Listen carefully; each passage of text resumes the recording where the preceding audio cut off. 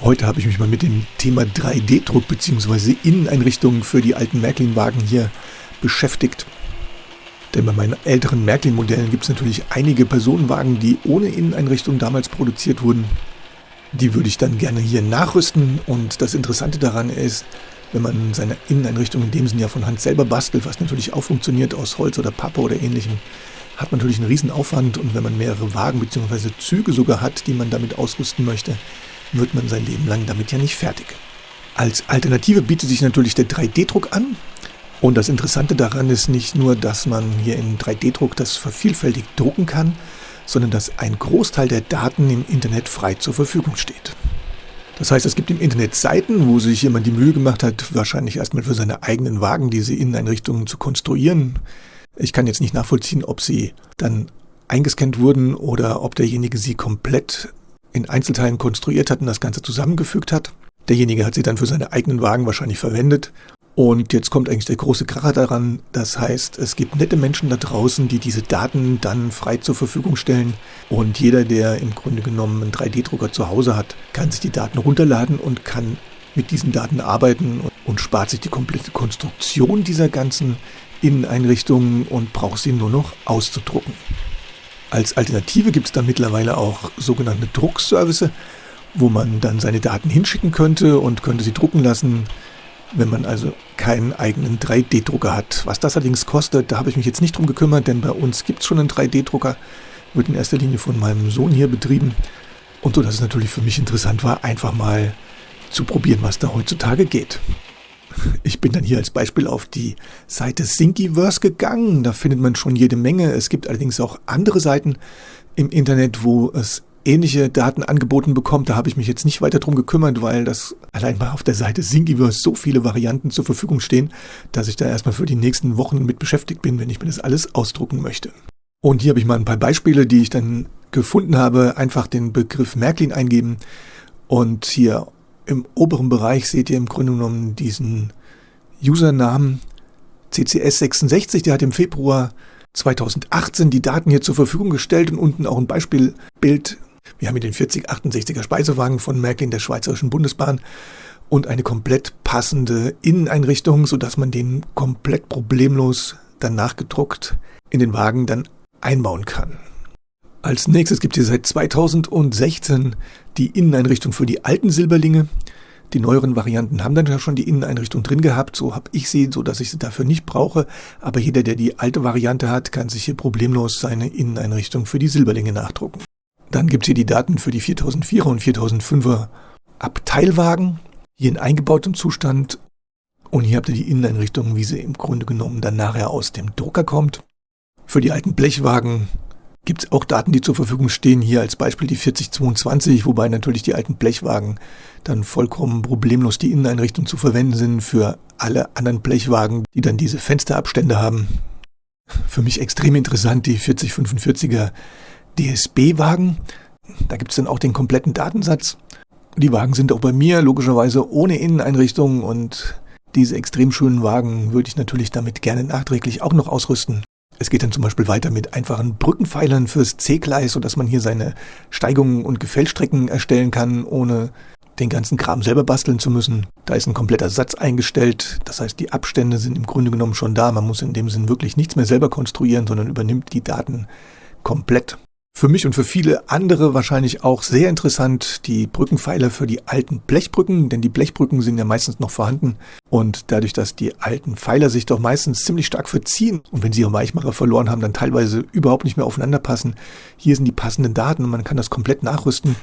Ich selbst habe hier schon einige in meinen Kisten liegen, und was mir in den meisten Fällen fehlt, sind unten die Befestigungsplatten, um die Pfeiler nachher auf der Anlage zu fixieren, und auch diese Daten sind hier alle komplett vorhanden. Und hier dann ein Kuriosum, das heißt, das hat es als Pfeiler nie gegeben, ein Doppelpfeiler für die alten Blechbrücken, sodass man die Blechbrücken hier parallel setzen kann. Auch da hat sich jemand die Mühe gemacht, hat das konstruiert und hier komplett eingestellt. Und so geht es immer weiter. Da gibt es noch einige andere Dinge, das waren jetzt für mich erstmal die interessantesten. Ich habe dann einfach mal eingegeben hier in der Suchfunktion 1:87 und dann seht ihr hier auf der ersten Übersichtsseite, da gibt es Fahrräder, es gibt Autos, es gibt einzelne Stühle und so weiter und so fort. Das geht dann endlos weiter, natürlich auch in anderen Maßstäben. in 1:22,5 oder 1:24. Auch für andere Hersteller ist natürlich nicht nur Märklin, auch wenn man hier Fleischmann, Rocco oder sonst irgendwas eingibt, findet man jede Menge Teile. Und wie gesagt, das Ganze wird möglich, dadurch, dass die Modellbauer hingegangen sind, haben das zu Hause konstruiert und die Daten hier frei zur Verfügung gestellt. Dafür nochmal ein ganz dickes Dankeschön, dass es solche Menschen in der heutigen Zeit noch gibt, die sozusagen selbstlos, ohne Entgelt, sich so eine Mühe gemacht haben. Für mich war es interessant, ich habe diese 3 Umbauwagen, mit denen wollte ich damit im Grunde genommen anfangen, oder damit habe ich angefangen. Die 3 unterschiedlichen Varianten, einmal mit dem 2. Klasse und Gepäck, einmal nur 2. Klasse Wagen und einmal 1. und 2. Klassen gemischt. Die Daten sind auch hier komplett vorhanden. Hier hat derjenige dann auch das Bild eingesetzt, nachdem er sie ausgedruckt hat. Und es sind sogar 2 verschiedene Varianten der einzelnen Einrichtungen vorhanden. Und zwar einmal mit der Bodenöffnung, falls man die Glühbirne noch von unten einsetzen möchte, und das Ganze auch mit einer geschlossenen Variante, wenn man seine Innenbeleuchtung entweder weglässt oder sie nachher von oben als LED-Leiste einbaut. Wir haben uns die Daten runtergeladen, haben unseren kleinen 3D-Drucker damit gefüttert und hier seht ihr das Gerät mal bei der Arbeit. Wir drucken die meisten Sachen dann einzeln. Man hätte ja theoretisch auch die 3 Inneneinrichtungen, beziehungsweise ich habe 4 Wagen nebeneinander setzen können. Aber da ich ab und zu schon mal das Problem hatte, dass der Druck abbricht, dann ist der Druck für alle 4 in dem Sinn komplett dahin, mache ich das immer einzeln.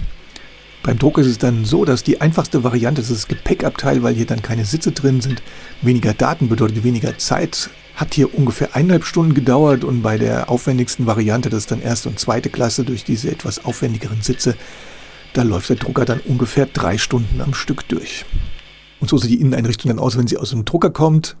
Wir müssen dann anfangen, das Ganze noch ein bisschen nachzuarbeiten. Das heißt, es muss außen noch ein Rand entfernt werden, der dient dazu, dass das ganze Gebilde besser auf der Druckplatte hält und nachher sich nicht löst.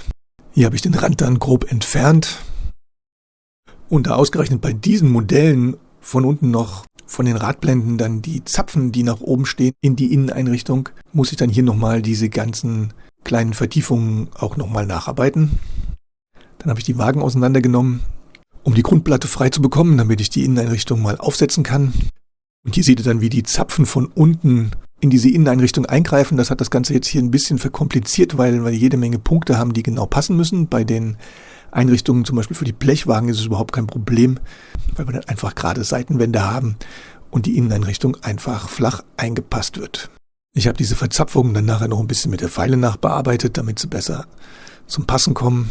Und damit hat das Ganze nachher wesentlich besser gepasst.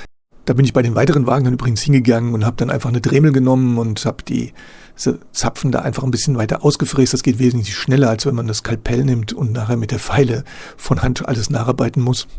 Und bevor ich das Ganze noch ein bisschen nachbehandle und Figuren einsetze, bin ich hingegangen und habe erstmal das Gehäuse wieder aufgesetzt, um zu gucken, dass das nachher auch alles passt. Dann bin ich hingegangen und habe mir so ein 100er-Pack von diesen ganz einfachen, billigen Figuren gekauft, die ich dann farblich noch ein bisschen nachgearbeitet habe, weil im Endeffekt sieht man nachher nicht mehr allzu viel außer den Köpfen von den Figuren, wenn sie im Wagen sind, zumal diese Wagen jetzt auch sehr kleine Fenster haben. Bei einem großen Reisezugwagen sieht das dann nachher wahrscheinlich ein bisschen anders aus. Und das ist dann das Ergebnis, wenn die ganze Sache dann noch mit Farbe und Pinsel ein bisschen nachbehandelt wurde. Dann das Gehäuse wieder aufgesetzt und hier könnt ihr dann auch erkennen, dass man wirklich eigentlich nur die Köpfe sieht und im Grunde genommen immer die oberen Kanten von den Sitzbänken. Im hinteren Bereich hinter dem vergitterten Fenster kann man auch noch ein bisschen den braunen Spind oder was das sein sollte da erkennen und mehr sieht man im Grunde genommen eigentlich nicht und trotzdem wirkt der Wagen dadurch schon wesentlich plastischer als ohne Inneneinrichtung, wie er vorher war. Und hier das Ganze nochmal von der anderen Seite. Die ganze Prozedur habe ich dann noch für den zweiten Wagen hier wiederholt. Das war die erste Variante vom 1. und 2. Klasse Wagen, das könnt ihr hier auch erkennen. Und der ganze Spaß dann noch bis der 3. und 4. Wagen auch soweit waren. Und so sieht das Ganze dann auf der Anlage aus. Man muss jetzt dazu sagen, dass ich hier keinerlei Innenbeleuchtung bis jetzt eingebaut habe. Dann wäre das natürlich noch ein bisschen besser im Innenraum mit Beleuchtung zu erkennen. Aber ich denke, allein so ist das schon mal eine extreme Aufwertung dieser kleinen alten Wagen.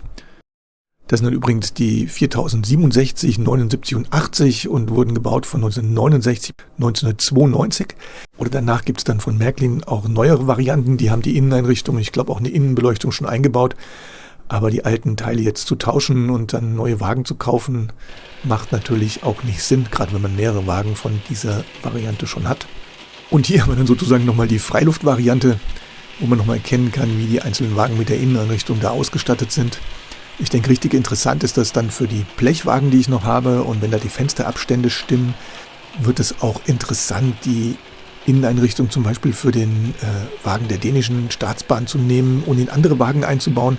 Denn im Endeffekt in dem kleinen Maßstab sieht das keiner, wenn man dann zum Beispiel einen schwedischen Wagen fahren hat und eine dänische Inneneinrichtung drin hat. Das wird keinem auffallen, sodass man hier die Möglichkeit hat, sämtliche Wagen dann nachträglich mit der Inneneinrichtung noch auszustatten. Aber besonders interessant sollte es eigentlich sein, zum Beispiel hier bei den Brückenpfeilern so eine Art Ersatzteil. Denn die alten Brücken werden ja seit Jahrzehnten nicht mehr produziert, beziehungsweise diese Pfeiler wurden dann auch mit dem neuen Brückensystem von Märklin ja ersetzt. Und wenn man sieht, was für diese alten, gebrauchten Brückenpfeiler dann bei eBay und meistens ist es dann doch ziemlich verzogen an Geld aufgerufen wird, ist der 3D-Druck hier eine schöne Alternative. Ich freue mich jetzt erstmal über die kleinen Wagen, werde dann hier gucken, dass ich mir die Blechwagen auch weiter noch mit so einer Inneneinrichtung hier versehe. Und damit nochmal ganz herzlichen Dank an all die, die so mehr oder weniger selbstlos die Daten erstellt haben und hier frei zur Verfügung stellen, denn das ist wirklich ein Riesenaufwand, wenn man das selber machen muss für jedes Modell. Und deswegen nochmal ganz herzlichen Dank. Ich danke euch jetzt erstmal wieder fürs Zuschauen. Demnächst gibt es dann wieder mehr und bis gleich.